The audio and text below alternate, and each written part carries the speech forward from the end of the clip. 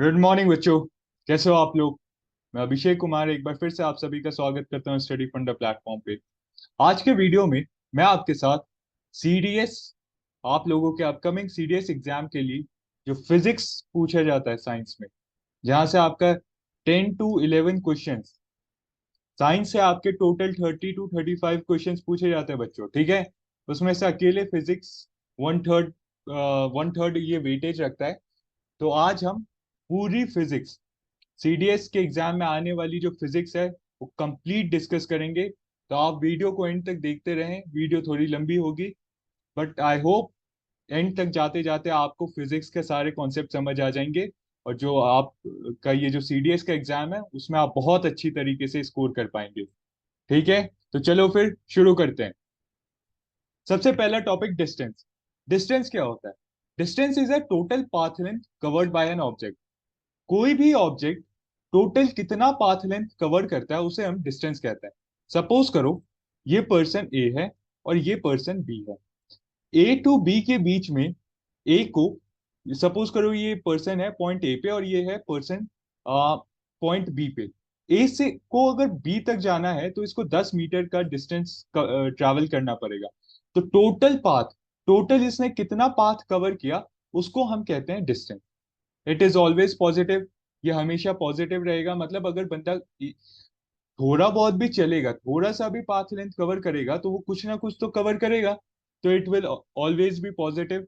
And it can and can not be equal to displacement. ये displacement के equal हो भी सकता है और नहीं भी हो सकता। अब डिस्प्लेसमेंट क्या है, आपके मन में डाउट आ रहा होगा।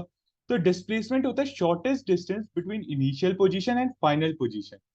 मतलब अगर पर्सन का इनिशियल पोजीशन ये है और फाइनल पोजीशन ये है, तो पॉइंट ए और पॉइंट बी के बीच का जो सबसे छोटी दूरी होगी उसको हम कहेंगे डिस्प्लेसमेंट। क्या? पॉइंट ए और पॉइंट बी के बीच की जो सबसे छोटी दूरी होगी उसे हम कहेंगे displacement. It can be negative, positive and zero.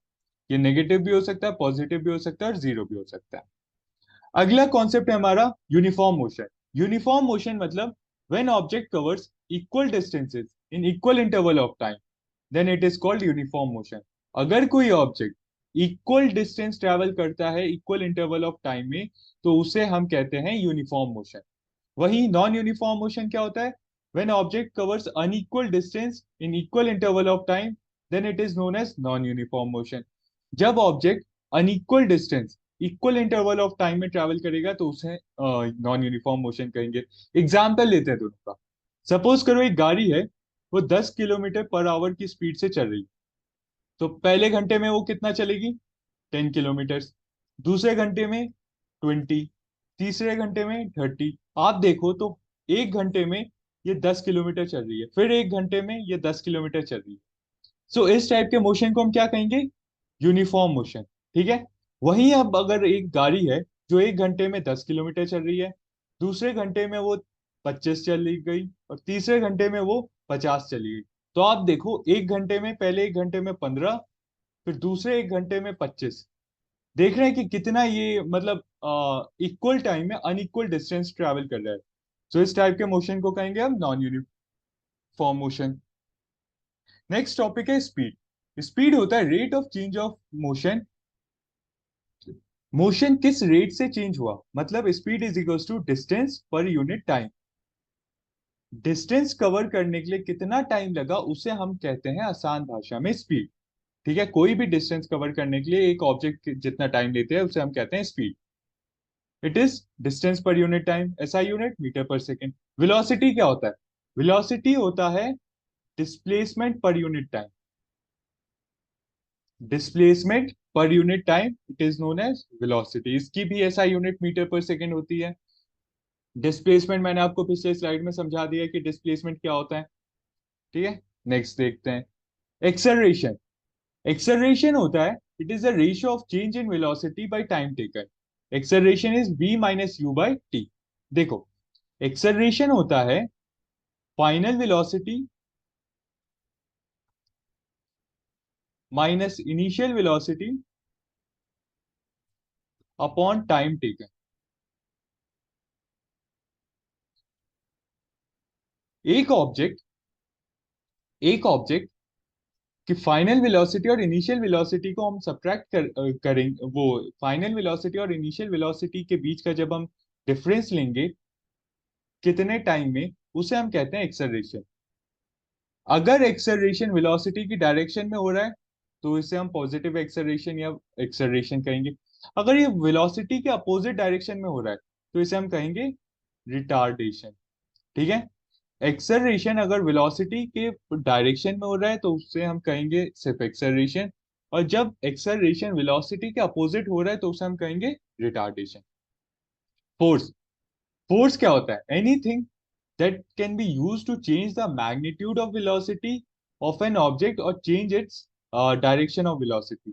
कोई भी चीज जो कि मैग्नीट्यूड को या डायरेक्शन को, ऑब्जेक्ट के वेलोसिटी के मैग्नीट्यूड को या डायरेक्शन को चेंज करता है, उसे हम फोर्स कहते हैं। ठीक है। इट कैन बी पुश और पुल।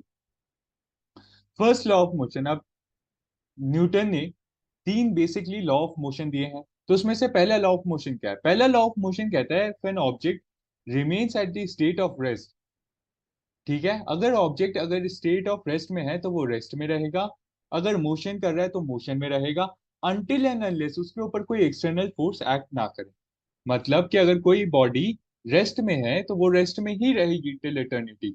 कोई बॉडी अगर मोशन कर रही है तो वो मोशन में ही रहेगी till eternity, until and unless, जब तक उसके ऊपर कोई एक्सटर्नल फोर्स एक्ट ना करे तब तक जो बॉडी रेस्ट में है वो रेस्ट में रहेगी और जो मोशन में है वो मोशन में रहेगी। ठीक है। तो आपके मन में डाउट आ रहा होगा कि सर मतलब अगर मैं एक फुटबॉल को लात मारूं तो वो फुटबॉल हमेशा चलती रहेगी? हाँ, वो हमेशा चलती रहेगी। तो सर फुटबॉल रुकती क्यों है?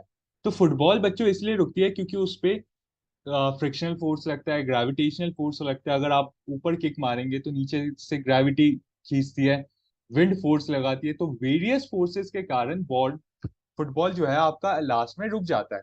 बट अगर ये फोर्सेस ना एक्ट करें उस बॉडी पे, तो अगर कोई बॉडी अपनी जिस स्टेट ऑफ मोशन में है उसी स्टेट ऑफ मोशन में रहेगी।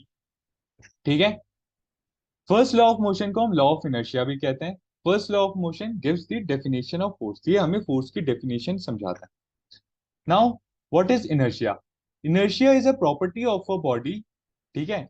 If a body is at rest it will remain at rest, and if it is moving it will continue moving. This property of body is called inertia. अगर body rest में है तो rest में रहेगी, move कर रही है तो मूव करती रहेगी, और ये जो बॉडी की जो प्रॉपर्टी होती है इस प्रॉपर्टी को हम कहते हैं इनर्शिया। ठीक है। अगला टॉपिक है momentum. Momentum is a product of mass and velocity. Momentum को हम पी से डिफाइन करते हैं, it is product of M into V. ये मास और वेलोसिटी का क्या कहते हैं? मास और वेलोसिटी का प्रोडक्ट होता है। इसकी एसआई यूनिट होती है KG metre per second. The rate of change of momentum is called force. ये आप सेकेंड लॉ ऑफ मोशन में भी पढ़ोगे, तो सेकेंड लॉ ऑफ मोशन में ही मैं आपको इसको एक्सप्लेन करूंगा। मोमेंटम समझ आ गया? मोमेंटम क्या होता है? मोमेंटम होता है मास इंटू वेलोसिटी। कितना मास? mass into velocity is known as momentum. Now it is second law of motion. The rate of change of momentum of an object is proportional to the applied force in the direction of force. Body का क्या momentum में किस rate में change हुआ है, body का momentum किस rate में चेंज हुआ है वो डिपेंड करता है कि उसके ऊपर कितना फोर्स लगा है। ठीक है।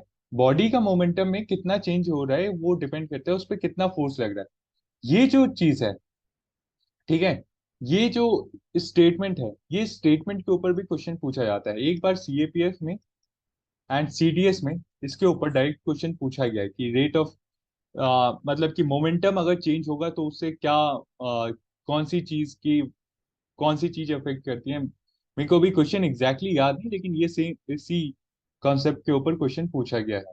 ठीक है। इससे हमें एक फॉर्मूला मिलता है, force is equal to mass into acceleration.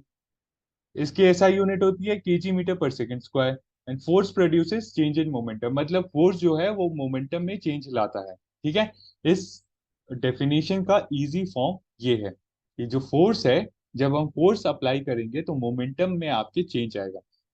Momentum में चेंज कैसे आएगा? देखो, जब फोर्स लगता है तो वेलोसिटी चेंज होती है। ठीक है। और वेलोसिटी जब चेंज होगी तो एक्सेलरेशन बढ़ेगा। क्या मोमेंटम क्या होता है? Momentum is equal to m into v. Mass तो बदल नहीं सकता, तो वेलोसिटी ही वेरिएबल है। जब वेलोसिटी चेंज होगी, एक्सेलरेशन क्या होता है मैंने आपको पढ़ाया था, final velocity minus initial velocity by time taken. Acceleration यही होता है, final velocity minus initial velocity by time taken. अब जब वेलोसिटी में चेंजेस आएगा तो एक्सेलरेशन में भी चेंज आएगा। फोर्स मैंने क्या बताया, मास इनटू एक्सेलरेशन। तो जब एक्सेलरेशन में चेंज आएगा तो फोर्स में भी चेंज आ जाएगा, क्योंकि मास तो कांस्टेंट है, मास तो चेंज हो नहीं सकता। तो एक्सेलरेशन में अगर चेंज आएगा तो फोर्स में चेंज आएगा। एक्सेलरेशन बढ़ेगा तो फोर्स बढ़ेगा, एक्सेलरेशन घटेगा तो फोर्स घटेगा। समझ आया? Good. Third law of motion, third law of motion बहुत सिंपल है, सभी बच्चों को याद होगा। Every action has equal and opposite reaction. Her action का एक इक्वल और अपोजिट रिएक्शन होता है। अब इसको देख लेते हैं। When one object exerts force on another object, the second object also exert force on back on first object. मतलब अगर एक ऑब्जेक्ट दूसरे ऑब्जेक्ट पे फोर्स अप्लाई कर रहा है, सपोज करो ये एक ऑब्जेक्ट है, ये एक ऑब्जेक्ट है, अगर ये वाला आ, ये सपोज करो ये ए है, ये बी है, ए वाला बी पे फोर्स एक्सर्ट कर रहा है तो बी भी ए पे सेम फोर्स एक्सर्ट करेगा। ठीक है? these forces acts on different objects and never on same object। सही बात है कि ये जो है इस पे फोर्स अप्लाई कर रहा है और ये वाला जो है इस पे अप्लाई कर रहा है, तो ये दो अलग अलग ऑब्जेक्ट के ऊपर फोर्स अप्लाई हो रहा है। ठीक है? These forces are equal in magnitude but opposite in direction. ये फोर्स का मैग्नीट्यूड इक्वल होगा लेकिन ये अपोजिट डायरेक्शन में अप्लाई होंगे एक दूसरे के। Action and reaction forces are always equal in magnitude, but they do not produce acceleration of equal magnitude। Action reaction एक इक्वल मैग्नीट्यूड का फोर्स होता है, लेकिन वो इक्वल मैग्नीट्यूड का एक्सेलरेशन प्रोड्यूस नहीं करता। क्यों नहीं करता? सपोज करो, सपोज करो कि एक बॉडी है, ठीक है, m इंटू कैपिटल है, और एक बॉडी है m इंटू, नहीं, सपोज करो एक बॉडी है capital M into capital A, और एक बॉडी है स्मॉल m इंटू स्मॉल ए। ठीक है? इसने इस पे, इन दोनों का कोलिजन हुआ। ठीक है? क्या, इधर ही एग्जांपल लेके समझ, इस इंसान को जब आगे बढ़ना होगा तो ये पीछे की तरफ फोर्स अप्लाई करेगा, बोट भी इसके ऊपर सेम फोर्स अप्लाई करेगी, लेकिन क्या इस ये और बोट के ऊपर मतलब सेम फोर्स लगेगा? देखो फोर्स का मैग्नीट्यूड तो सेम लगेगा, लेकिन उससे होने वाला एक्सेलरेशन अलग होगा। क्यों? क्योंकि इन दोनों के मास में अंतर है। ठीक है? अगला टॉपिक है law of conservation of mass. देखो, मोमेंट ये एक ट्रुथ है, एक मतलब सेट ट्रुथ है कि मास जो होता है हमेशा कंजर्व होता है। इट जस्ट, ये मैं डेफिनेशन बता देता हूँ आपको। The sum of momenta of two objects before collision is equal to sum of momenta after collision providing no external force acting between them. देखो, दो ऑब्जेक्ट का momentum before collision and after collision same होगा। ठीक है? अगर इसके ऊपर कोई तीसरा फोर्स अप्लाई ना हो रहा, अगर ये दोनों ऑब्जेक्ट का जो कोलिजन है, इन दोनों ऑब्जेक्ट का, ठीक है, इनका जो मोमेंटम है वो कोलिजन से पहले और कोलिजन के बाद इक्वल ही होगा, अगर इसके ऊपर कोई दूसरा फोर्स अप्लाई नहीं हो रहा हो। तो इससे क्या पता चलता है कि जो हमारा मास है वो कंजर्व रहता है, मास चेंज नहीं होता। Next topic is your work. Work होता है, it is a product of force into displacement. Work is equal to F dot S. अब ये एस क्या है? ये एस होता है डॉट प्रोडक्ट वाला। ये आपके आप सीडीएस लेवल के एग्जाम्स में नहीं आता, लेकिन मैं आपको बता देता हूँ, एफ एस कॉस थीटा। जब हम एस को हटाते हैं, ये कॉस थीटा की वैल्यू क्या होगी? कॉस थीटा होता है फोर्स, और जिस बॉडी के बीच में ये फोर्स है सपोज, और ये डिस्प्लेसमेंट हो रही है, इसके बीच में जो एंगल बन रहा है वो थीटा होगा। ठीक है? और उसका कॉस का वैल्यू, सपोज करो ये 60 डिग्री का एंगल बन रहा है, तो कॉस थीटा लगाएंगे और फिर 60 से होगा। ठीक है? Work is equals to force into displacement. It has only magnitude and no direction. इसके पास सिर्फ मैग्नीट्यूड होता है और डायरेक्शन नहीं होता। तो इससे हमें क्या पता चल रही है, किस टाइप की क्वांटिटी है? ये स्केलर क्वांटिटी है। ठीक है? क्यों? क्योंकि इसके हमने पढ़ा है कि स्केलर क्वांटिटी वो क्वांटिटी होती है जिसके ऊपर सिर्फ और सिर्फ फोर्स लगता है, और डायरेक्शन सिर्फ और सिर्फ जिसके पास मैग्नीट्यूड होता है और डायरेक्शन नहीं होता, उस टाइप की क्वांटिटी को स्केलर क्वांटिटी कहते हैं। इसका ऐसा यूनिट है एनएम न्यूटन मीटर या जूल। इसका ऐसा यूनिट है न्यूटन मीटर या joule. Work done is negative when force acts in opposite to the direction of displacement. अगर फोर्स जो है, देखो मैंने बताया कि ये एफ एस कॉस थीटा है। अगर बॉडी की डिस्प्लेसमेंट इधर हो रही है और फोर्स भी इधर लग रहा है, तो इन दोनों के बीच में कितना एंगल है? 0 डिग्री, क्योंकि भाई दोनों तो सेम तरफ लग रहा है। तो F S cos zero, cos zero आप लोगों को पता होगा 1 होता है, तो ये हो गया एफ एस। अब अगर बॉडी इस तरफ, बॉडी का डिस्प्लेसमेंट इस तरफ हो रहा है और फोर्स इस तरफ लग रही है, तो इन दोनों के बीच में देखो तो आप कितने डिग्री का एंगल है? 180 डिग्री। सो वही formula F S cos theta. अब यहाँ पे कॉस 180 है, तो कॉस 180 का मतलब क्या है? कॉस जो है आपका 180 डिग्री है, इसका मतलब -1। So that will B minus F S. ठीक है, ये माइनस एफ एस होगा, क्योंकि यहाँ पे एंगल जो है 180 डिग्री। अब अगर फोर्स और डिस्प्लेसमेंट परपेंडिकुलर हो, अगर फोर्स और डिस्प्लेसमेंट परपेंडिकुलर हो, तो वर्क आपका 0 हो जाएगा। अगर फोर्स और डिस्प्लेसमेंट आपस में परपेंडिकुलर हो तो फोर्स 0 हो जाएगा। क्यों? क्योंकि ये कॉस 90 होगा और हमें पता है कॉस 90 की वैल्यू 0 होती है, तो पूरा वर्क 0 हो जाएगा। तो फोर्स और डिस्प्लेसमेंट परपेंडिकुलर नहीं होने चाहिए। यहाँ पे लीस्ट होता है और 0 डिग्री पे मैक्सिमम होता है। Next topic is your energy. Energy possessed by an object is measured as a capacity in terms of देखो, capacity of doing work is known as energy। आसान भाषा में कि आपके अंदर काम करने की कितनी क्षमता है, वो आपकी एनर्जी बताता है। आप ज्यादा काम कर सकते हो तो आप में ज्यादा एनर्जी, आप कम काम कर सकते हो आप में कम एनर्जी है। इसकी ऐसा यूनिट होती है जूल। एनर्जी हम आप इस लेवल पे दो टाइप की पढ़े। कौन कौन सी? Kinetic energy and potential energy. ये हम दो टाइप की एनर्जी पढ़ेंगे। ठीक है, एक एक करके इन दोनों टाइप की एनर्जी को डिटेल में देखते हैं। Kinetic energy. काइनेटिक एनर्जी किसी भी ऑब्जेक्ट में होता है, ठीक है, ड्यू टू इट्स मोशन, उसके मोशन में होने की वजह से। काइनेटिक एनर्जी का फॉर्मूला होता है 12 mv²। मतलब the energy possessed by an object, किसी भी ऑब्जेक्ट में जो एनर्जी होती है ड्यू टू इट्स मोशन, उसके मोशन में होने की वजह से उसके अंदर जो एनर्जी होती है, उस टाइप की एनर्जी को हम काइनेटिक एनर्जी कहते हैं।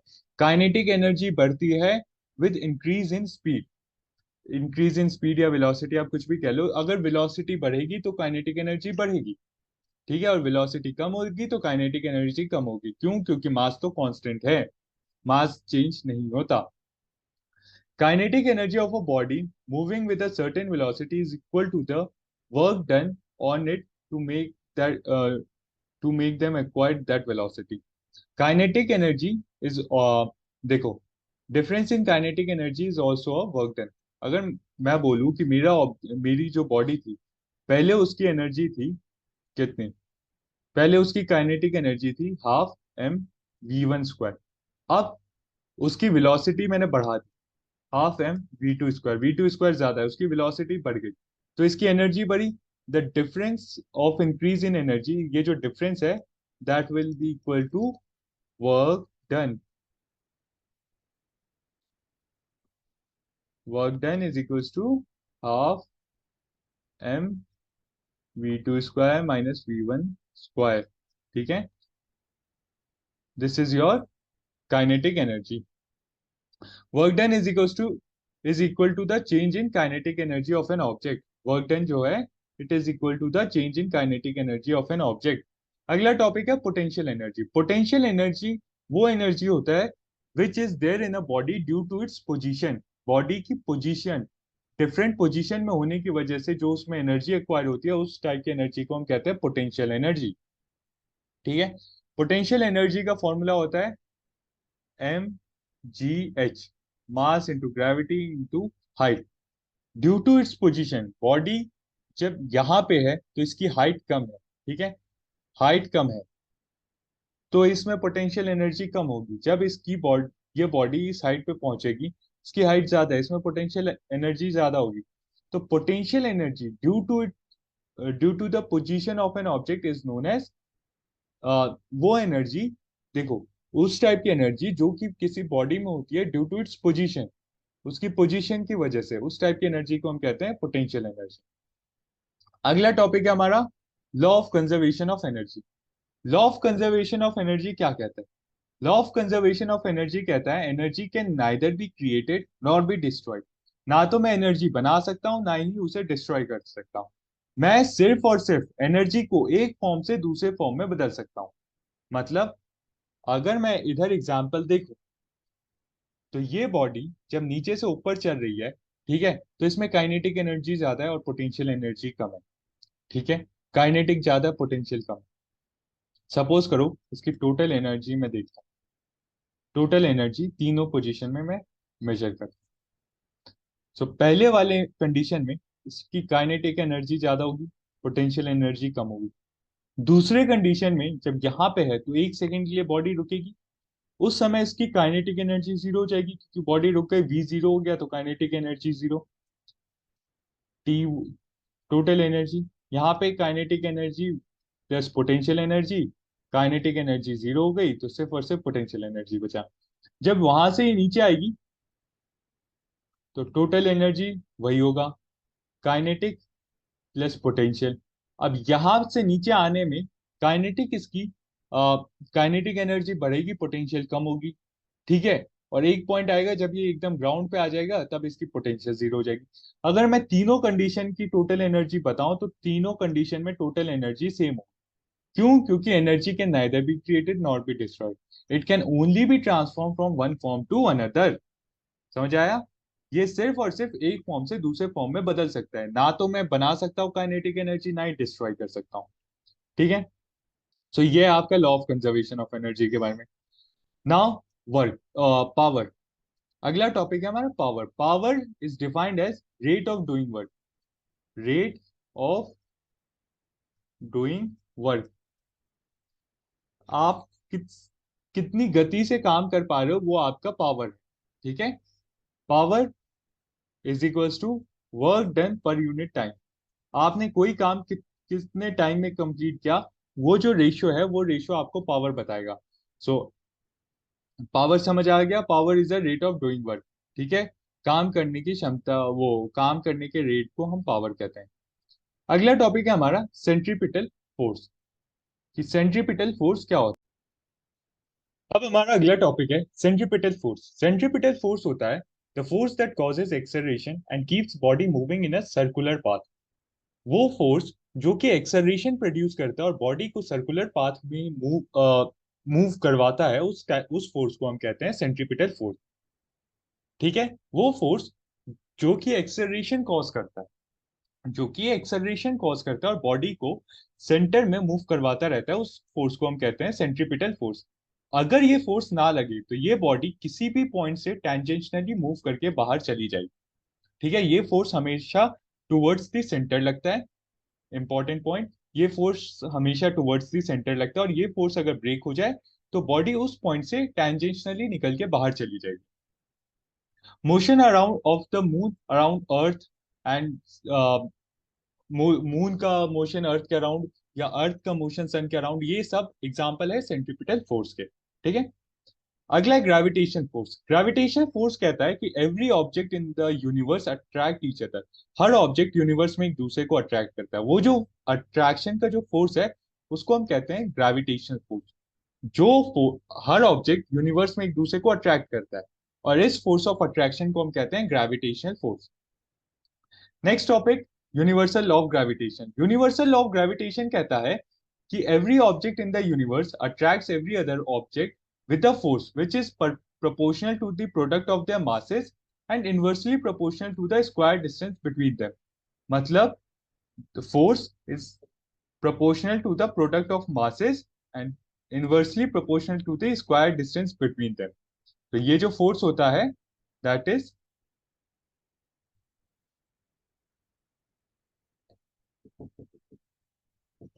यहाँ पे ये जो g है, ये यूनिवर्सल ग्रेविटेशनल कांस्टेंट, ये जो जी की वैल्यू है, ये यूनिवर्सल ग्रेविटेशनल कांस्टेंट है। ठीक है, इसकी एसआई यूनिट होती है एन एम स्क्वायर के जी पर के जी स्क्वायर, पर के जी स्क्वायर। ठीक है, न्यूटन मीटर स्क्वायर पर kg², ये इसकी यूनिट होती है।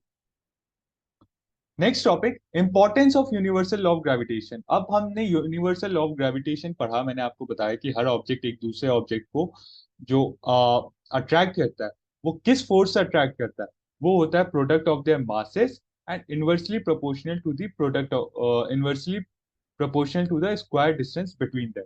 ठीक है, इस उससे ये बॉडी जो है एक दूसरे को अट्रैक्ट, वो जो फोर्स लगता है यूनिवर्सल लॉ ऑफ ग्रेविटेशन में, वो फोर्स ऐसे निकलता है। ठीक है, अब इस यूनिवर्सल लॉ ऑफ ग्रेविटेशन का इंपॉर्टेंस क्या है? इसका इंपॉर्टेंस है, it explains the motion of planets around the sun, helps in determining the trajectory of astronomical bodies. It also explains in rainfall, motion of water, oceans and river. ये rainfall, ocean, water और river के motion में भी हमें मदद करता है बताने में। नेक्स्ट टॉपिक हमारा केपलर्स लॉ।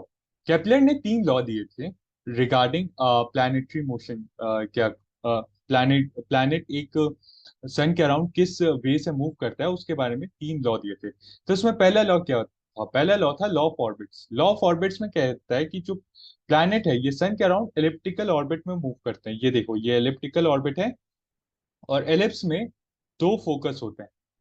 ठीक है, एलिप्स में 2 फोकस होते हैं। तो केपलर ने कहा था कि जो अर्थ है वो सन के अराउंड एक एलिप्टिकल ऑर्बिट में मूव करता है और सन इसमें से किसी भी एक फोकस पे प्रेजेंट हो सकता है। ठीक है, sun is present at any one of its foci and the ellipse is closed curve and the sum of distance from, और दूसरी चीज कि डिस्टेंस जो है वो इक्वल ही रहेगा। ठीक है, मैं फिर से दोहराता हूँ कि केपलर ने 3 लॉ दिए थे रिगार्डिंग प्लैनेटरी मोशन के रिगार्डिंग 3 लॉ दिए थे। उसमें से पहला लॉ था कि जो सन, वो जो अर्थ है वो सन के अराउंड एक एलिप्टिकल ऑर्बिट में मूव करेगा और सन इन दोनों में से किसी भी एक फोकाई पे प्रेजेंट हो सकता है। दूसरा लॉ क्या है? दूसरा लॉ है law of areas. Law of areas कहता है कि जो एरिया कवर्ड बाय अर्थ, ठीक है, ये जो पी क्यू होगा, that will be equal to R T. ठीक है, that will be equal to R T. Area covered by the earth at any given point of time is always equal, P Q will always be equal to R T. ठीक है, और third law क्या कहता है? Third law कहता है T square is directly proportional to R cube. T, और इसमें टी और आर क्या है? आर है mean distance of planet from the sun and T है is a period of its revolution, कि कितना टाइम लेता है रिवॉल्यूशन के लिए। और आर है mean distance from planet to the sun, sun और प्लैनेट के बीच का जो मीन डिस्टेंस है उसे। ठीक है, ये ऑल दो उतना पूछते नहीं है लेकिन फिर भी मैंने एक बार आपको बता दिया। अगला टॉपिक है हमारा फ्री फॉल। फ्री फॉल होता है कि जब कोई भी ऑब्जेक्ट, एनी ऑब्जेक्ट, ठीक है, जो कि ग्रेविटी के इन्फ्लुएंस में नीचे गिरती है, उस मोशन को हम कहते हैं फ्री फॉल। कोई भी ऑब्जेक्ट जो ग्रेविटी के इन्फ्लुएंस में गिरती है, सिर्फ और सिर्फ उस पर ग्रेविटी का इन्फ्लुएंस होना चाहिए, उस ऑब्जेक्ट को हम कहते हैं free fall. This free fall acceleration is known as acceleration due to gravity. Gravity के वजह से ये एक्सेलरेशन हो रहा है। कोई भी ऑब्जेक्ट जो कि सिर्फ और सिर्फ ग्रेविटी के इन्फ्लुएंस की वजह से नीचे गिरती है, उस मोशन को हम कहते हैं फ्री फॉल। ठीक है, while falling there is no change in direction of motion. Body के motion of direction of motion में कोई चेंज नहीं होगा, but due to earth attraction there will be change in magnitude of velocity. But earth के attraction की वजह से उनका मैग्नीट्यूड ऑफ वेलोसिटी में चेंज आएगा। whenever object falls towards the earth, acceleration is involved। कभी भी अगर ऑब्जेक्ट अर्थ की तरफ गिरेगा तो एक्सेलरेशन इन्वॉल्व होगा। ठीक है, अर्थ, कोई भी ऑब्जेक्ट अगर अर्थ की तरफ गिरता है तो वो यूनिफॉर्मली एक्सेलरेटेड मोशन में गिरता है। वो जो एक्सेलरेशन होता है वो यूनिफॉर्म होता है।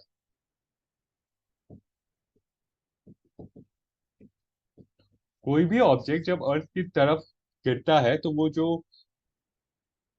जो मोशन होता है वो यूनिफॉर्मली एक्सेलरेटेड मोशन होता है। ठीक है, इसे ध्यान रखना। ये देखो, ये फ्री फॉल का एक एग्जांपल है जिसमें जो ये ऑब्जेक्ट है ये सिर्फ और सिर्फ ग्रेविटी के इन्फ्लुएंस में गिर रहा है। अब ये जो गिर रहा है यूनिफॉर्मली एक्सेलरेटेड, मतलब इसका जो मोशन है यूनिफॉर्म तरीके से एक्सेलरेट हुआ है। ठीक है, यूनिफॉर्मली एक्सेलरेटेड मोशन है।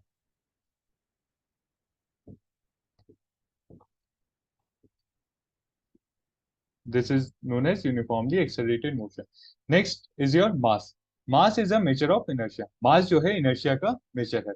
Greater the mass, greater the inertia. जितना ज्यादा mass होगा उतनी ज्यादा inertia होगी. Mass remains same everywhere. मास होता है किसी भी बॉडी का इनर्शिया। बेसिकली कहें तो किसी भी बॉडी के इनर्शिया को उसका मास कहते हैं।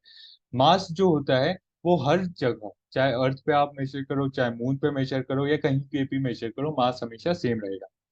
अगला टॉपिक है wait.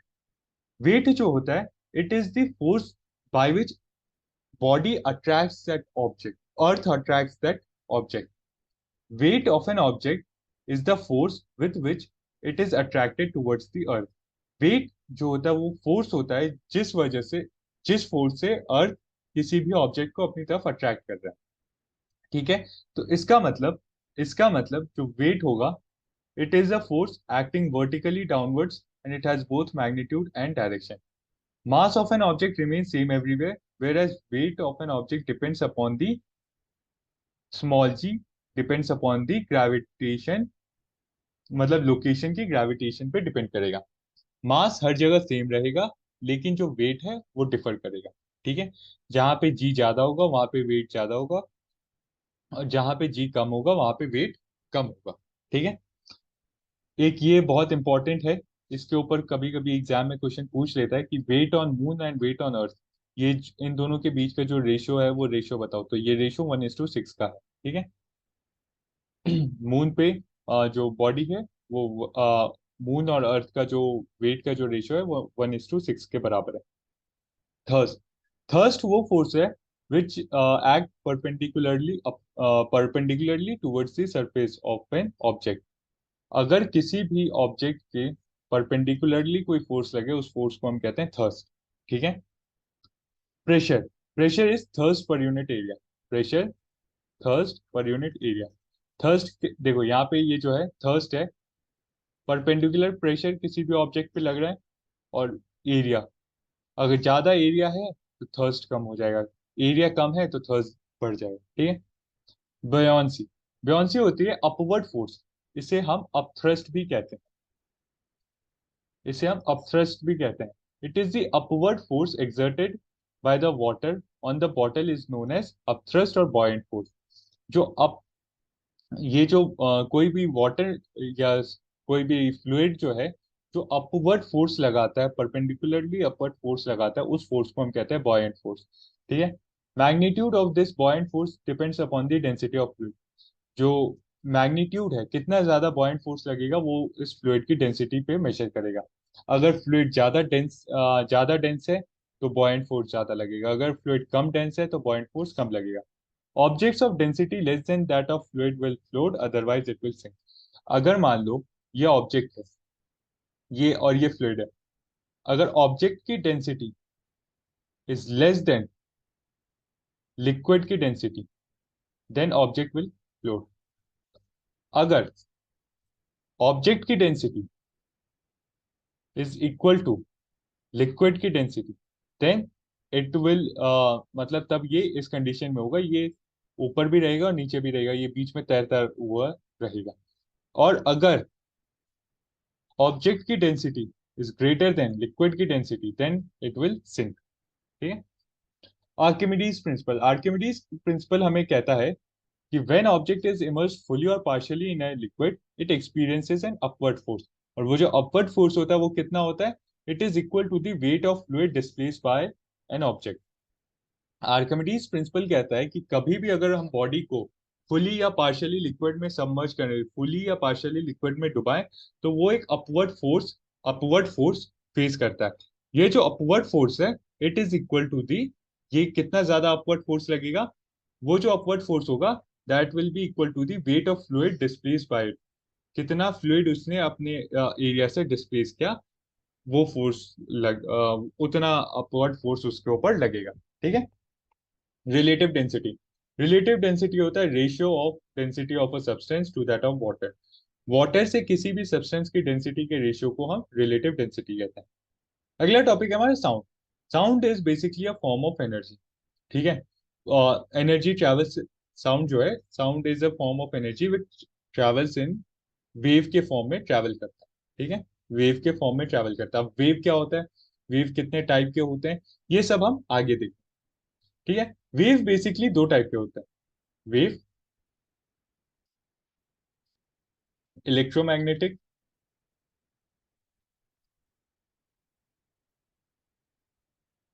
Wave and mechanical wave.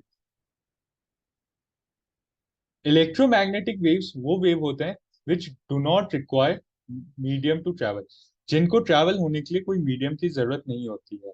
ये वैक्यूम में भी ट्रैवल हो सकते हैं, can travel in vacuum also. Mechanical waves require medium to travel.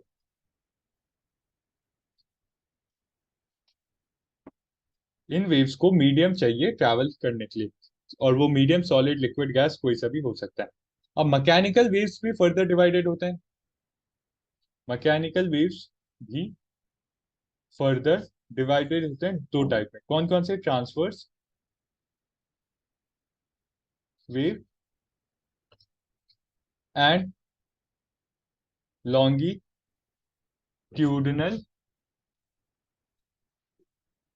Wave.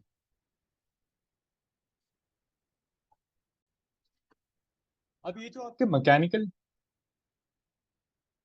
अब ये जो आपके मैकेनिकल वेव्स होती है, ये भी दो टाइप में होती है, transverse wave and longitudinal wave. अब इन दोनों टाइप की वेव्स में अंतर क्या होता है, देखो। ट्रांसवर्स वेव वो वेव होती है विच ट्रैवल परपेंडिकुलर, मतलब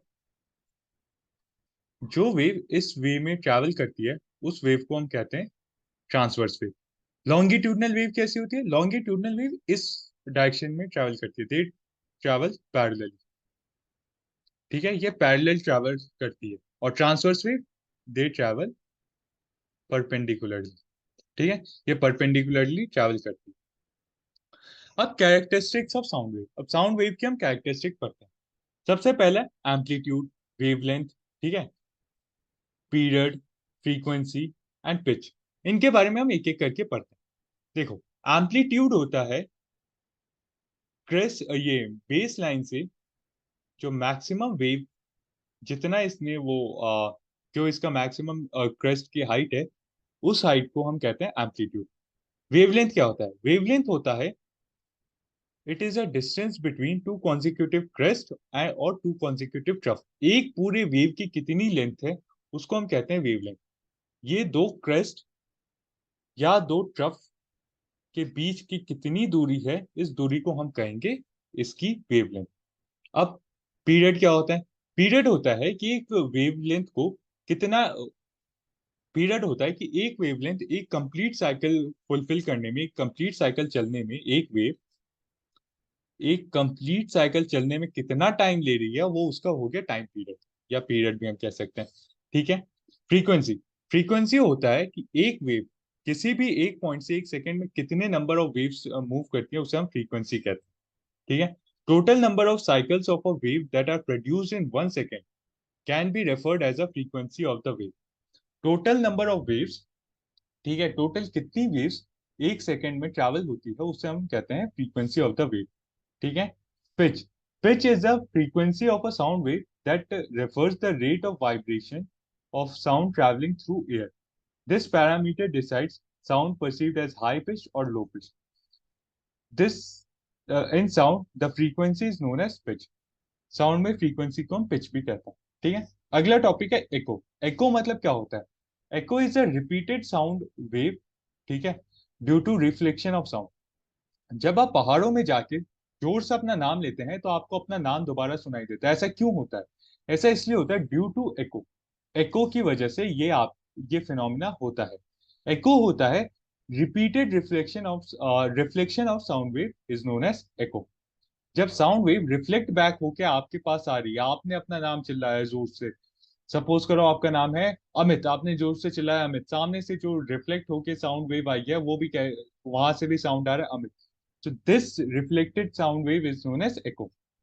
Reverberation क्या होता है, sound caused by multiple reflection even after source has stopped is known as reverberation.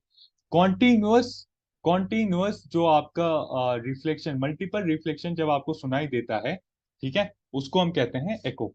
अगर एको अब यूजुअली आपके सिनेमा हॉल्स वगैरह में देखने को मिलते हैं, लेकिन उसको अवॉइड कैसे किया जाता है? वहां पे ज्यादा कुशन कवर्स लगाए जाते हैं, सोफा लगाए जाते हैं, कर्टेन्स लगाए जाते हैं।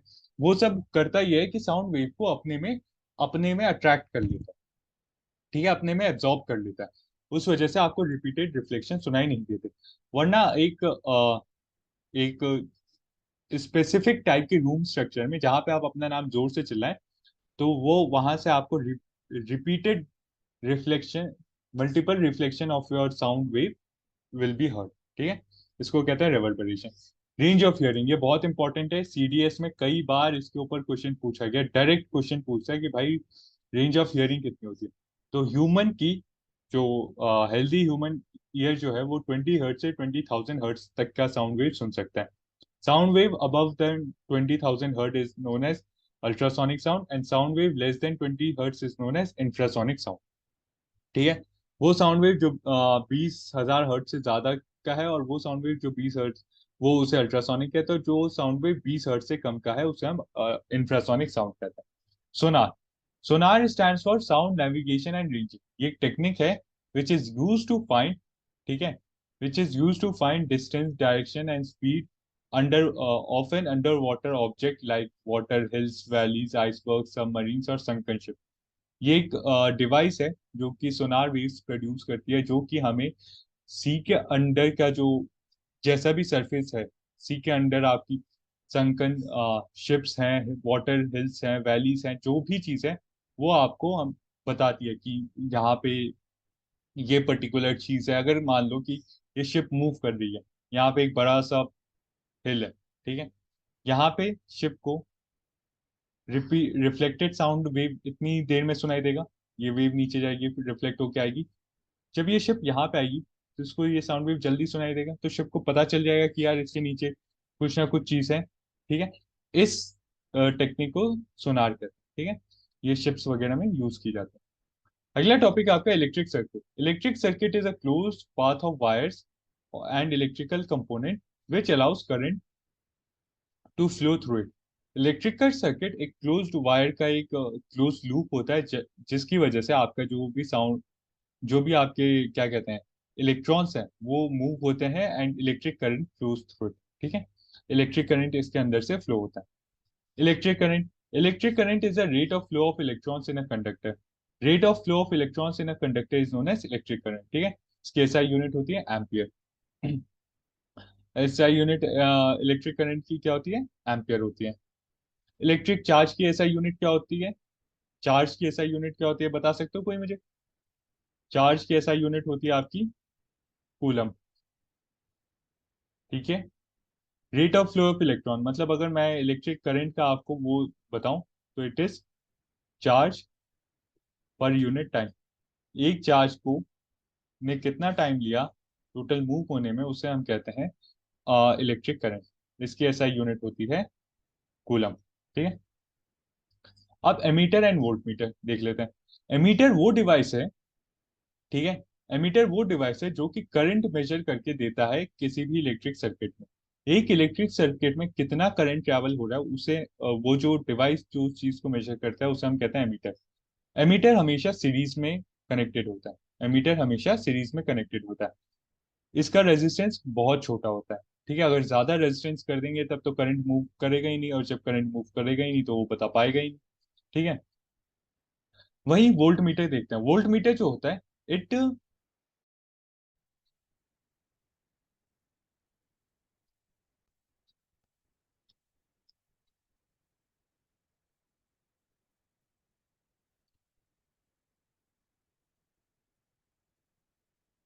सॉरी थोड़ा सा शायद कंप्यूटर में इशू आ गया था।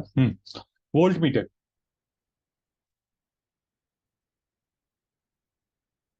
वोल्ट मीटर वो डिवाइस होता है जो कि आपका पोटेंशियल डिफरेंस मेजर करता है इलेक्ट्रिक सर्किट में। वोल्ट मीटर वो डिवाइस होता है जो कि इलेक्ट्रिक सर्किट में पोटेंशियल डिफरेंस मेजर करता है। It is always connected parallel in a circuit. ये हमेशा सर्किट में पैरेलली कनेक्ट होता है। The resistance is very high, इसका रेजिस्टेंस बहुत हाई होता है। देखो, एक मैं आपको सर्किट बना के दिखाता हूँ, उसमें आपको एमीटर और वोल्ट मीटर की पोजीशन दिखाऊंगा जिससे आप समझ जाओगे।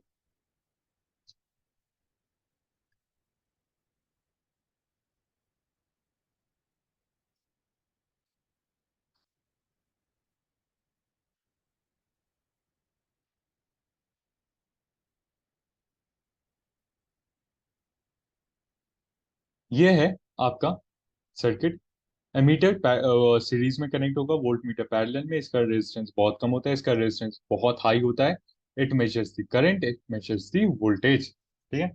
अब इलेक्ट्रिक पोटेंशियल और पोटेंशियल डिफरेंस होता क्या है? Electric potential is a work done.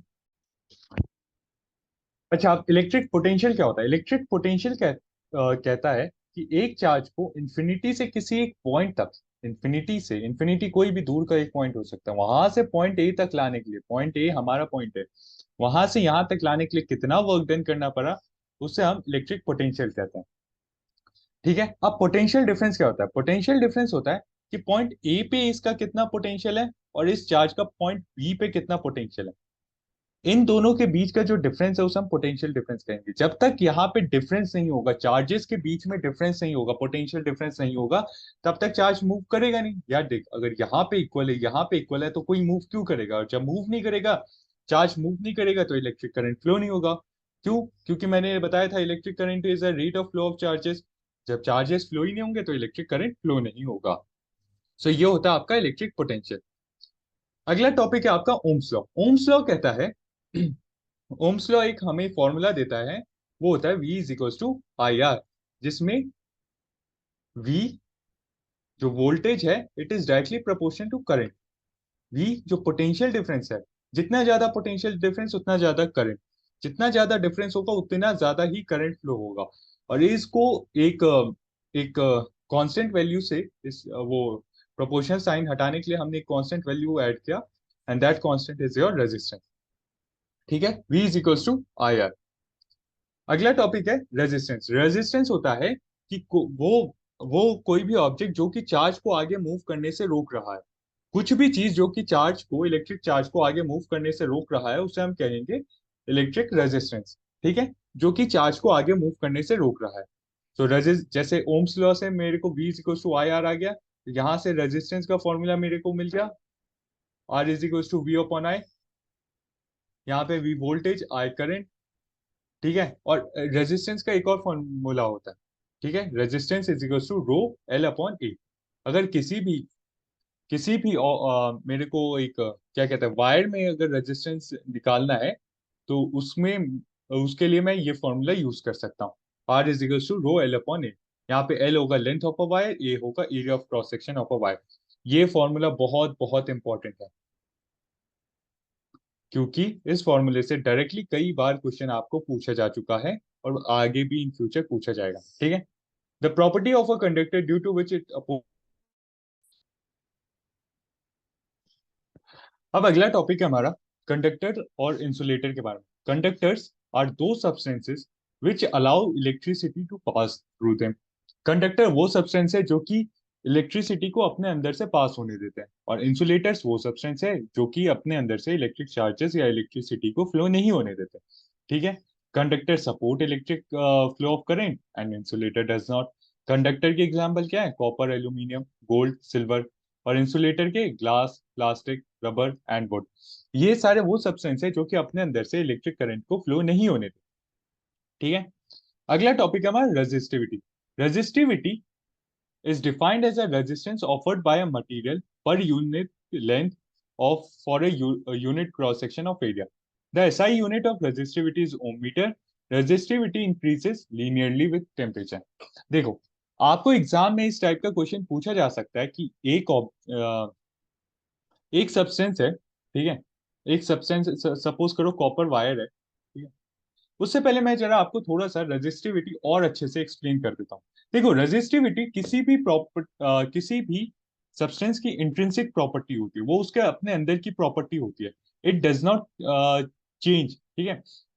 ये उस एलिमेंट की प्रॉपर्टी होती है। ठीक है। ये आपका क्या कहते हैं, लेंथ या area of cross section in सब चीजों पे डिपेंड नहीं करती है। ठीक है, अगर मान लो कि कोई ऑब्जेक्ट है जिसका कोई ऑब्जेक्ट है जिसका लेंथ, सपोज करो कॉपर की कोई वायर है, ठीक है, दो वायर, एक वायर जिसकी लेंथ है 100 मीटर्स और एरिया ऑफ क्रॉस सेक्शन है 10 यूनिट्स, एक है 200 मीटर्स और एरिया ऑफ क्रॉस सेक्शन है 20 यूनिट्स। ठीक है, दोनों की रेजिस्टिविटी अगर मैं देखूं तो रेजिस्टिविटी दोनों की सेम होगी। Resistivity will be same. Why? Because they both are made up of same material. Resistivity किसी भी मटेरियल की इंट्रिंसिक प्रॉपर्टी होती है। वहीं अगर मैं इसके रेजिस्टेंस की बात करूं तो रेजिस्टेंस दोनों का अंतर होगा। कैसे? मैंने आपको पढ़ाया था, resistance is equal to rho L upon A, जिसमें ये जो रो है ये है रेजिस्टिविटी डिफाइन करता है। ठीक है, resistivity depends upon the nature of material, ये सिर्फ मटेरियल के नेचर पे डिपेंड करता है। ठीक है, मेटल्स एंड अलॉयज की रेजिस्टिविटी, मेटल्स एंड अलॉयज की रेजिस्टिविटी लेस होगी as compare to non metals. ठीक है, इनकी रेजिस्टिविटी लेस होगी as compare to non metals, ये याद रखना। देखो, आपको एग्जाम में क्वेश्चन पूछ लेगा, यही क्वेश्चन है कि आपको पूछेगा कि एक कॉपर वायर है जिसकी डायमेंशंस ये है, दूसरी वायर है जिसकी डायमेंशन ये है, बताओ रेजिस्टिविटी किसकी ज्यादा होगी। तो बच्चे, ज्यादातर बच्चे ये वाला फॉर्मूला लगा के कह देंगे कि सर इसकी रेजिस्टिविटी ज्यादा होगी, लेकिन नहीं, रेजिस्टिविटी दोनों की सेम होगी, रेजिस्टेंस चेंज होगा। रेजिस्टिविटी नेचर ऑफ मटेरियल पे डिपेंड करती है, तो रेजिस्टिविटी दोनों की सेम होगी। ठीक है, अब now resistors in parallel and series, ये कॉम्बिनेशन ऑफ रेजिस्टर्स के ऊपर का कॉन्सेप्ट है। देखो, जब रेजिस्टर्स आपस में सीरीज में कनेक्टेड होते हैं, then total resistance is sum of all sum total of all resistance. ठीक है, R total will be sum of R1 plus R2 plus R3। मतलब कि अगर एक सर्किट है जिसमें रेजिस्टेंस ऐसे है ऐड हुए हैं, ठीक है, जिसमें ये R1, R2, R3, R4, R5, R6, R7 ये हैं, तो इसका अगर मैं आपसे पूछूं कि भाई टोटल रेजिस्टेंस कितना है इस सर्किट का, तो आप बताओगे R total will be sum of every resistance. But अगर रेजिस्टेंस पैरेलल में कनेक्टेड लाइक दिस वे, तो इनका R total will be 1/R1 plus 1/R2 hence so on. ठीक है, 1/R, जैसे यहाँ पे ये डिफाइंड है। ठीक है, अब यहां से आपको 1/R टोटल आ गया।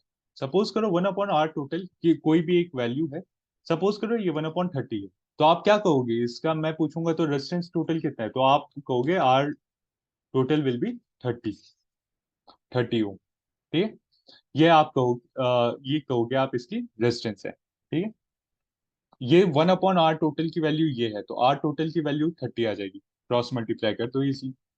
Heating effect of electric current, देखो जब इलेक्ट्रिक करंट किसी भी सर्किट से पास होता है, then it produce heating effect, तो उसमें हीट जनरेट होता है। दिस, ये जो हीट उसमें जो जनरेट होता है, ठीक है, due to passage of electric current is termed as heating effect of electric current. Heating effect due to pass of electric current. ठीक है, हीटिंग इफेक्ट कुछ फैक्टर्स पे डिपेंड करता है। The heating effect of electric current depends upon three factors. कौन कौन से three factors हैं? Resistance of a conductor, higher the resistance more with the heat produce. देखो, जब चार्जेस फ्लो हो रहे हैं, चार्जेस जब फ्लो हो रहे हैं और रेजिस्टेंस उसको फ्लो होने से रोक रही है, तो ज्यादा उसको मेहनत करनी पड़ेगी, तो ज्यादा हीट जनरेट होगा। ठीक है, तो higher the resistance higher will be the heat. ज्यादा टाइम के लिए अगर करंट फ्लो हो रहा है तो more will be the heat. ठीक है, and the amount of current, अगर करंट ज्यादा है तो हीट ज्यादा होगी। ठीक है, तो ये हो गया heating effect of electric current, किन किन कंडीशंस पे डिपेंड करता है।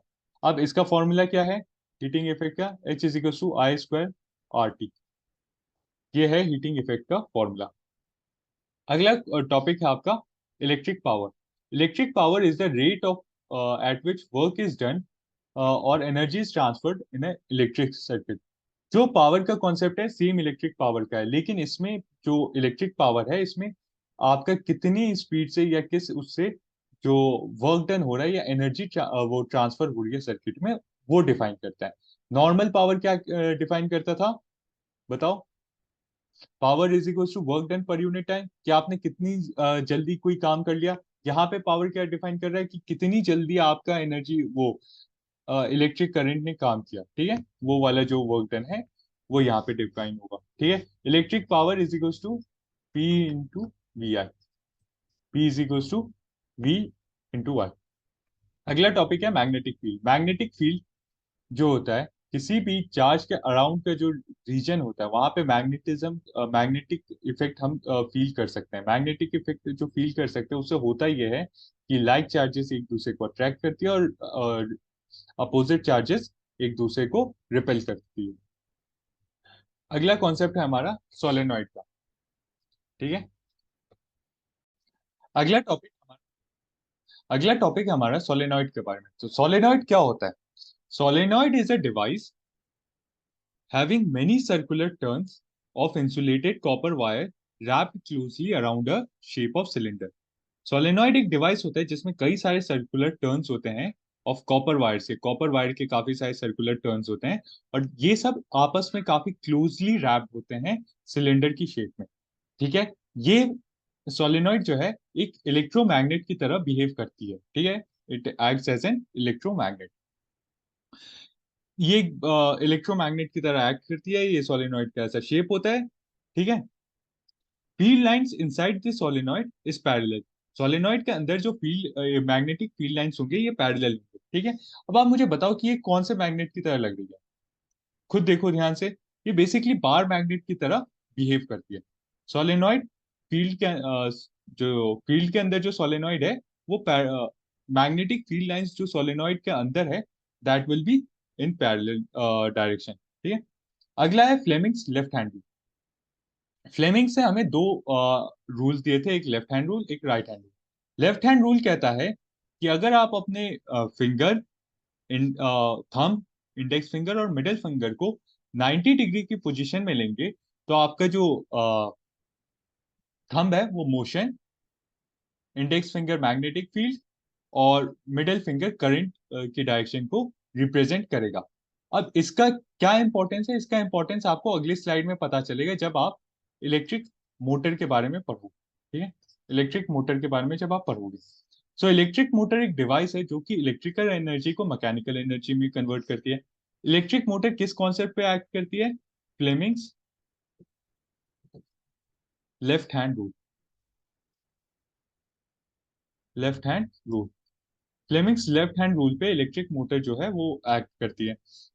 देखो ये कैसे, इसमें क्या ऑपरेशन होता है, कैसे फंक्शन करती है, ये सब आपके कोर्स में नहीं है तो वो मैं आपको करवा नहीं रहा हूँ। सिर्फ आप इसे ये इतना याद कर लो, ये आपके लिए सफिशिएंट है। अब फ्लेमिंग्स ने राइट हैंड रूल भी दिया था। राइट हैंड रूल क्या कहते हैं कि आप अपने राइट हैंड के थंब, इंडेक्स फिंगर और मिडिल फिंगर को आपस में अगर 90 डिग्री के पोजीशन पे एलोकेट करोगे तो आपका जो थंब है, जो आपका ये थंब है, ये फोर्स, ये इंडेक्स फिंगर आपका मैग्नेटिक फील्ड और मिडिल फिंगर आपका करंट, इसको रिप्रेजेंट करेगा, ठीक है। ये आपका किधर यूज होता है? ये आपका यूज होता है in electric generators. Electric generator के कॉन्सेप्ट में Fleming left hand right hand rule का यूज होता है। अब ये लेफ्ट हैंड और राइट हैंड रूल के बीच में एक डिफरेंस देख लेते हैं। Fleming left hand rule is use in electric motors, right hand in electric generator. The purpose of this rule is used to find the direction of magnetic field, magnetic force acting in an electric motor, and the purpose of this rule is to find the direction of induced current in a generator. ठीक है, तो ये आप पढ़ लेना।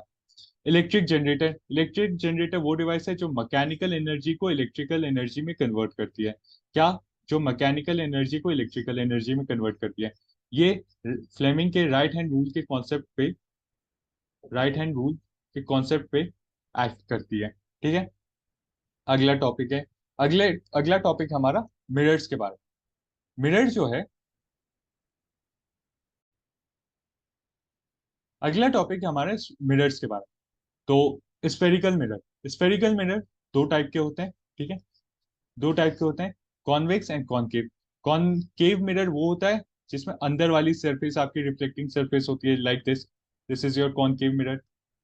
और convex वो होता है जिसमें आउटर सरफेस, जो बल्ज वाली जो सरफेस है, ये आपकी रिफ्लेक्टिंग सरफेस है। इमेज फॉर्मेशन, अब इमेज फॉर्मेशन हम पढ़ेंगे दोनों कॉनकेव मिरर की और कॉन्वेक्स मिरर की। सो कॉनकेव मिरर की ये आपको चार्ट याद करना है, इसका स्क्रीनशॉट ले लो, ठीक है। It is very very important. इसका आप स्क्रीनशॉट ले लो, मैं अपना वीडियो 2 मिनट के लिए ऑफ कर रहा हूँ, आप देख लो। ये बहुत इंपॉर्टेंट है, ठीक है। और इसके ऊपर कई बार क्वेश्चन, हर इनफैक्ट हर बार इसके ऊपर, इस टॉपिक के ऊपर क्वेश्चन पूछा जाता है कि अगर ऑब्जेक्ट इस पोजीशन में होगा तो उसकी इमेज कैसी बनेगी, और ये किस टाइप, इसका यूसेज क्या होता है। कि अगर ऑब्जेक्ट इंफिनिटी पे है तो उसकी जो इमेज है वो फोकस पे बनेगी। नेचर और साइज ऑफ इमेज होगा वो रियल, इन्वर्टेड और डिमिनिश्ड होगा। इसका यूज क्या है, collector of radiation in solar heating devices, ये इसका यूज है। कॉन्वेक्स मिरर, अब कॉन्वेक्स मिरर वो मिरर होता है जिसका बल्ज आउट सरफेस या आउटर सरफेस से रिफ्लेक्टिंग सरफेस होता है। इसका मिरर डायग्राम ये है, इसमें 2 टाइप की इमेजेस आपकी बनती हैं, ठीक है। और ये इसका यूज होता है। मिरर फॉर्मूला, मिरर फॉर्मूला क्या होता है, focal length is equals to image distance plus object distance. ये मिरर फॉर्मूला है, इसको भी याद रखो, क्योंकि हर हमने देखा है कि पिछले 3-4 बार से मिरर फॉर्मूला के ऊपर डायरेक्ट तो नहीं लेकिन इनडायरेक्टली आपसे क्वेश्चन पूछा जाता है कि बताओ इमेज कैसी होगी अगर ऑब्जेक्ट ऐसा है तो मिरर फॉर्मूला भी बहुत इंपॉर्टेंट है आपके लिए। अगला टॉपिक है मैग्निफिकेशन। मैग्निफिकेशन जो है, मैग्निफिकेशन आपका helps us in judging the size of image form in comparison to that of object. ये जो मैग्निफिकेशन है ये हमें इमेज की साइज को ऑब्जेक्ट के साइज से जो कंपेयर हम करते हैं वो हमें बताता है। अगर इमेज आपका, इमेज सपोज करो ये आपका ऑब्जेक्ट, अगर इमेज ऑब्जेक्ट से बड़ी बन रही है तो इसे हम क्या कहेंगे, मैग्नीफाइड इमेज, मैग्नीफाइड। अगर इमेज इक्वल बन रही है तो ये इक्वल होगी। और इमेज अगर ऑब्जेक्ट से छोटी बन रही है तो इसे हम कहेंगे डिमिनिश्ड, ठीक है। ये पता है कैसे चलता है, मैग्निफिकेशन का फॉर्मूला क्या होता है, मैग्निफिकेशन का फॉर्मूला होता है -v/u, मतलब minus image distance upon u object distance, या height of image upon height of object, ठीक है। ये भी आपका मैग्निफिकेशन का एक फॉर्मूला होता है। Refraction, refraction is a change in direction of wave passing from one medium to another. जब वेव, ठीक है, जब वेव एक मीडियम से दूसरे मीडियम में ट्रैवल करती है, जब वेव एक मीडियम से दूसरे मीडियम में ट्रैवल करती है और उसके डायरेक्शन में जो चेंज आता है due to due to change in density of medium is known as refraction, ठीक है। हमारे पास 2 लॉज ऑफ रिफ्लेक्शन है। पहला लॉ जो है, incident ray, refracted ray and normal, they all lie in a same plane, ठीक है। और सेकंड लॉ है जिसको स्नेल्स लॉ भी कहते हैं, ये बताता है sine i upon sine i is constant, ठीक है।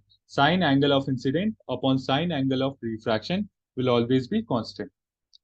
अब रिफ्रैक्शन में हम एक पॉइंट देख लेते हैं जो कि बहुत इंपॉर्टेंट है आप लोगों के लिए। अगर मान लो ऑब्जेक्ट, ये मतलब कि ये रे है, ये एक मीडियम से, मीडियम 1 और मीडियम 2, एक मीडियम से दूसरे मीडियम में ट्रैवल, और ये अवे फ्रॉम एक्सिस चली गई, तो इसका मतलब क्या है कि ये मीडियम डेंसर है और ये मीडियम रेयरर है, ठीक है। अगर डेंसर से रेयर में जाएगी तो जो वेव है वो रिफ्रैक्ट होके एक्सिस से दूर चली, नॉर्मल से दूर चली जाएगी। वहीं अगर एक मीडियम से दूसरे मीडियम में आ रही है और टूवर्ड्स दी नॉर्मल शिफ्ट हो गई है, तो इसका मतलब पता चल रहा है हमें कि ये रेयरर मीडियम से डेंसर मीडियम में मूव कर रही है, ठीक है। Absolute refractive index, absolute refractive index क्या बताता है, ये बताता है the refractive index is also known as index of refraction, it describes how fast light moves through the medium. Light कितनी तेज एक मटेरियल मीडियम से मूव करती है, that is known as absolute refractive index. अब रिफ्रैक्शन का कुछ daily life में कहाँ यूज होता है, आपने मिराज देखा हो, आपने देखा नहीं होगा बट सुना होगा। मिराज क्या होता है, मिराज होता है कि हमें डेजर्ट में लगता है कि ये ऑप्टिकल इल्यूजन्स होता है, हमें पता है डेजर्ट में लगता है कि यहाँ पे पानी है, लेकिन वो पानी नहीं होता, वो जो स्काई होता है उसी का एक रिफ्लेक्शन होके बनता है। It is also an example of refraction, ठीक है, उसमें रिफ्रैक्शन का कॉन्सेप्ट यूज होता है। स्विमिंग पूल जो डेंस, वो जो गहरा वाला एंड है वो आपको शैलो दिखता है because of refraction. Formation of rainbow, when white light passes through prism, then it divides into 7 colors, जो कि आपने सुना होगा विबग्योर, ठीक है। इसमें जो सबसे ज्यादा डेविएट होता है वो ये कलर है, जो सबसे कम डेविएट होता है वो ये कलर है। ये कौन सा कलर है? वॉयलेट। और ये कौन सा कलर है? रेड, ठीक है। अब अगला टॉपिक है concave lens and convex lens. Convex lens आपका ऐसा होता है, कॉनकेव लेंस ऐसा होता है। तो कॉन्वेक्स लेंस के बारे में पढ़ लेते हैं। ये जो लेंस है इसको कन्वर्जिंग लेंस कहते हैं, और कॉनकेव लेंस को डाइवर्जिंग लेंस। ये लेंस जो रेज है उसको डाइवर्ज करती है, और ये लेंस जब रेज को कन्वर्ज करती है एक पॉइंट पे, ठीक है। Convex lens is thicker at the centre and thinner at the edges, और ये इसका उल्टा होता है, it is thinner at the centre and thicker at the edges.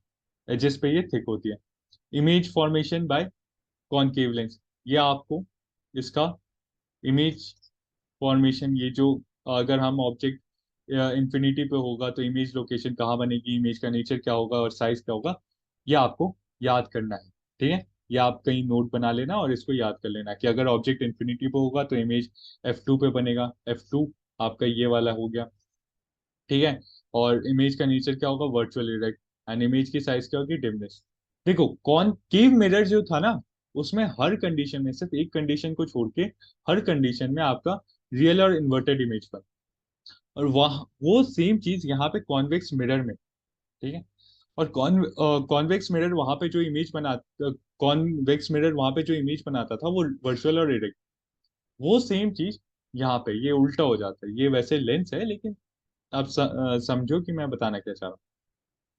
अब अगला है कॉन्वेक्स लेंस का। ये कॉन्वेक्स लेंस के रे डायग्राम है कि रे डायग्राम वैसे आपके एग्जाम में पूछता नहीं है, लेकिन फिर भी मैंने यहाँ पे ये इमेज शेयर कर दी थी कि ताकि आप लोग अगर जानना चाहो कि कैसे किस तरीके से ये एक्ट करता है तो वो ऐसे होता है, ठीक है।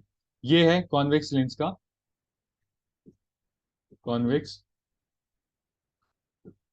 लेंस, कि अगर ऑब्जेक्ट लोकेशन कहाँ है, इमेज लोकेशन कहाँ है, इमेज का नेचर क्या है और इमेज का साइज क्या है, ठीक है। अगला कॉन्सेप्ट, अगला टॉपिक है हमारा मायोपिया। मायोपिया जिसे हम शॉर्ट साइटेडनेस भी कहते हैं।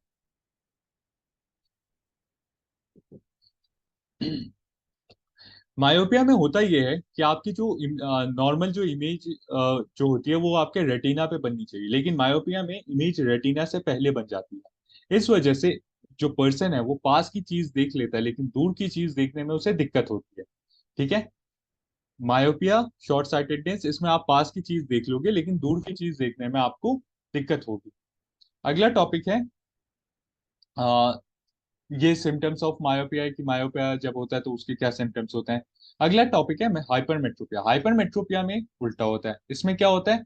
इसको हम लॉन्ग साइटेडनेस भी कहते हैं या फार साइटेडनेस। इसमें होता यह है कि जो आपका इमेज है जो रेटिना पे बननी चाहिए थी वो रेटिना के पीछे बनती है, जिस वजह से इंसान दूर की चीज तो क्लियरली देख लेता है लेकिन उसको पास की चीज देखने में दिक्कत होती है, ठीक है। उस टाइप की चीज को हम कहते हैं हाइपरमेट्रोपिया। डिस्पर्शन, डिस्पर्शन एक कॉन्सेप्ट है जिसमें जब हम लाइट रेज प्रिज्म से पास होता है then it splits into spectrum of colours. ये जो स्पेक्ट्रम है ये विबग्योर है, ठीक है।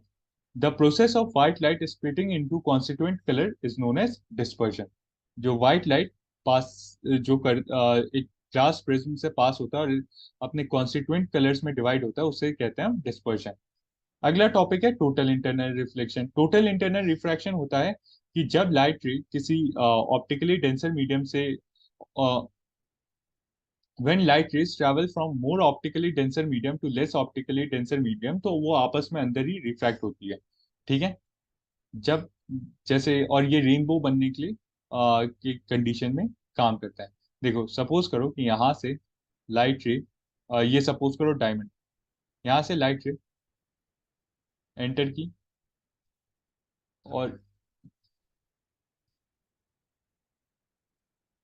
ऐसे ये जो मूव करती है इसे हम कहते हैं टोटल इंटरनल रिफ्रैक्शन, ये अपने अंदर में रिफ्लेक्ट हो रही है। इसका कंडीशंस क्या होना चाहिए कि कौन कौन सी कंडीशन होनी चाहिए जब टोटल टीआईआर वर्क करे। पहला, light rays should move from more denser medium to less denser medium. Angle of incidence must be greater than critical angle. Angle of incidence critical angle से ज्यादा होना चाहिए, और इसके एग्जांपल क्या है, डायमंड, मिराज और optical fibre. Atmospheric refraction. Atmospheric refraction क्या होता है? देखो, आपको जो स्टार्स है वो ट्विंकल करते हुए नजर आते हैं, ठीक है। स्टार्स हमें एक्चुअली दूर दिखते हैं। Delayed sunrise and delayed sunset and advance sunrise, इन सारे कॉन्सेप्ट में आपको देखने को मिलता है। ये एटमॉस्फेरिक रिफ्रैक्शन होता है। एटमॉस्फेरिक रिफ्रैक्शन में होता यह है कि जब लाइट रेज, सपोज करो कि सन से या स्टार से कोई लाइट रेज ट्रैवल कर रहा है, तो आपको पता है कि अर्थ में कि एटमॉस्फेयर का टेम्परेचर में चेंजेस आते हैं, कहीं वो गर्म है कहीं ठंडा है। तो उस वजह से लाइट रेज जो होती है रिफ्लेक्ट होके, रिफ्रैक्ट होके आपकी आंखों तक पहुंचती है, जिस वजह से अगर ऑब्जेक्ट यहाँ पे है, अगर स्टार यहाँ पे है, तो वो आपको यहाँ पे दिखता है, ठीक है। और स्टार अगर नीचे है तो वो आपको ज्यादा दूर भी दिखता है, एक्चुअली हमें दूर दिखता है उसके एक्चुअल पोजीशन से। Scattering of light. Scattering of light जो होता है ये क्यों होता है? देखो, जब light rays due to small suspended medium, और जो एटमॉस्फेयर में स्मॉल सस्पेंडेड मीडियम से टकरा के लाइट रेज आप जो स्कैटर होते हैं, जो बिखर जाते हैं, उस कॉन्सेप्ट को हम स्कैटरिंग ऑफ लाइट कहते हैं। इसको आप, इसके तीन एप्लीकेशन है, Tyndall effect, delayed sunrise and skies blue. Skies blue में आपको जैसे स्काई ब्लू कलर का दिखता है। ब्लू कलर का आपको, इनफैक्ट आपको स्काई ना सुबह और शाम के टाइम ही ब्लू कलर का दिखेगा, जब सन आपका होराइजन पे होगा। सन जब होराइजन पे होता है, यहाँ पे अगर सपोज करो आप खड़े हो, तो सन रेज इतनी दूर ट्रैवल करती है। इसमें जो विबग्योर, जो विबग्योर है उसमें से जो वेवलेंथ, जिनकी फ्रीक्वेंसी, जिनकी वेवलेंथ का, जो रेस जिनकी वेवलेंथ कम है और फ्रीक्वेंसी ज्यादा है, जैसे वॉयलेट, वॉयलेट की वेवलेंथ सबसे कम होती है, ठीक है। तो वो स्कैटर हो जाते हैं, वो चारों तरफ बिखर जाते हैं। और वो रेस जिनकी वेवलेंथ ज्यादा होती है वो ट्रैवल करते हैं, ठीक है, वो बिखरते नहीं। तभी आप लोगों ने देखा होगा कि कोई भी डेंजर का सिग्नल होता है वो रेड कलर का दिखता है, उसको रेड कलर में पेंट किया जाता है। क्यों? क्योंकि दूर से भी वो दिख जाएगा। रेड रे जो होता है उसकी वेवलेंथ सबसे हाई होती है, रेड की वेवलेंथ सबसे हाई होती है, ठीक है, और फ्रीक्वेंसी सबसे कम होती है, जिस वजह से ये स्कैटर नहीं होता, ये स्कैटर नहीं होता सराउंडिंग, ठीक है। वहीं अगर आप वॉयलेट देखोगे, तो वॉयलेट जो है उसकी वेवलेंथ सबसे कम होती है और फ्रीक्वेंसी सबसे ज्यादा होती है, तो ये स्कैटर हो जाता है, ठीक है। सो बच्चों, ये था आपका फिजिक्स का पूरा क्रैश कोर्स, ठीक है। इसमें मैंने आपके साथ फिजिक्स के सारे कॉन्सेप्ट डिस्कस किए। देखो, आपको मन में डाउट आ रहा होगा कि सर ये कॉन्सेप्ट तो समझ आ गए, लेकिन क्वेश्चंस कब करेंगे? तो जब मैं आपके लिए अगला जो सेशन लाऊंगा, अभी तो देखो, पहले मैं केमिस्ट्री और बायोलॉजी लाऊंगा, उसके बाद जब हम रिवीजन करेंगे फाइनल, तो उसमें मैं आपके साथ सारे पीवाई क्यूज डिस्कस करूंगा, ठीक है। ये सारे पीवाई क्यूज डिस्कस करूंगा, तब आपको सारी चीजें ए टू जेड क्लियर हो जाएंगी, ठीक है। तब तक के लिए thank you, goodbye, take care, जय हिंद। और वीडियो अच्छी लगी है तो इसे लाइक करें, अपने दोस्तों के साथ शेयर करें और चैनल को सब्सक्राइब करें। थैंक यू, जय हिंद।